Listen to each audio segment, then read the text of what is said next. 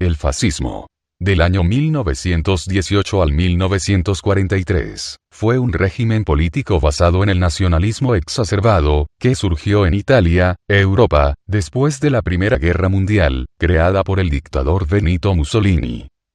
El contenido ideológico del movimiento fascista no estaba muy bien definido en sus orígenes. Combinaba elementos sindicalistas, nacionalistas e imperialistas.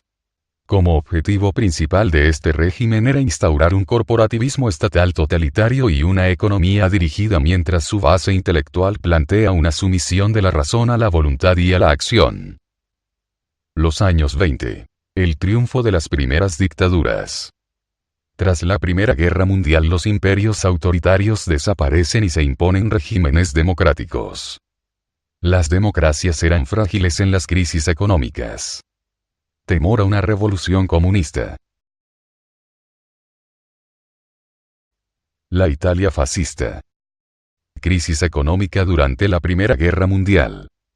La deuda del país provocó una subida de precios. La desmovilización del ejército aumentó el paro. Empeoró el nivel de vida de la clase trabajadora.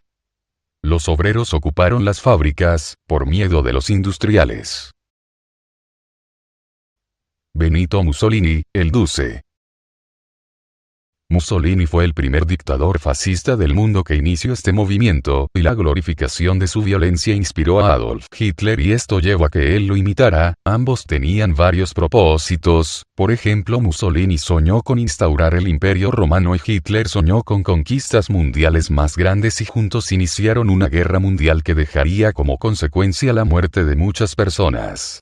En 1919 fundó los Fascios de Combates, una milicia que atacaba a los liberales, a los socialistas y a los comunistas. En 1924, Mussolini se había convertido ya en el dueño absoluto del poder. Mussolini toma el poder. En las elecciones de 1919-1920 no obtuvo muchos escaños. Decidió tomar el poder por la fuerza. Concentró de forma masiva miembros de su partido en varias poblaciones del centro de Italia.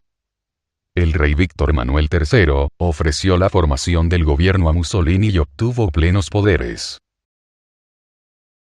En 1934, los fascistas contaban con un conjunto de 10 mandamientos seculares en culto a la personalidad del líder. 1.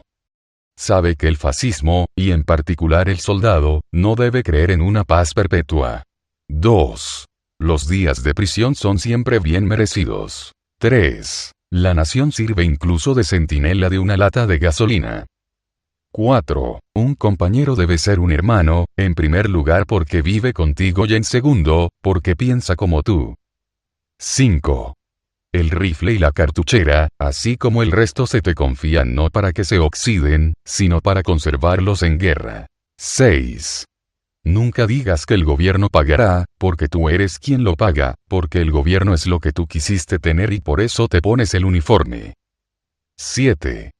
La disciplina es el alma de los ejércitos, sin ella no hay soldados, solo confusión y derrota. 8. Mussolini siempre tiene la razón. 9. Para un voluntario no existen las circunstancias atenuantes cuando desobedece. 10. Una cosa siempre debes de apreciar por encima de todo, la vida del Duce. Componente social.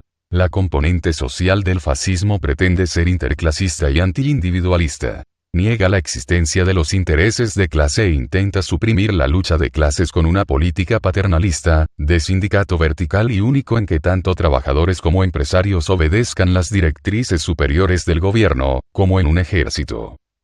Emblema del fascismo.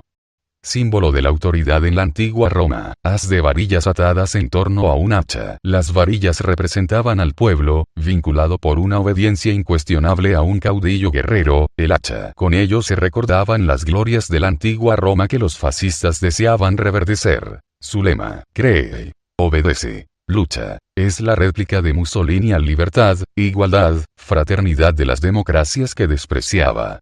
Debido a la derrota de Alemania e Italia en la Segunda Guerra Mundial, descreditó el fascismo en Europa en el periodo de posguerra. El fracaso del ejército italiano motivó el encarcelamiento de Mussolini por orden de Víctor Manuel III.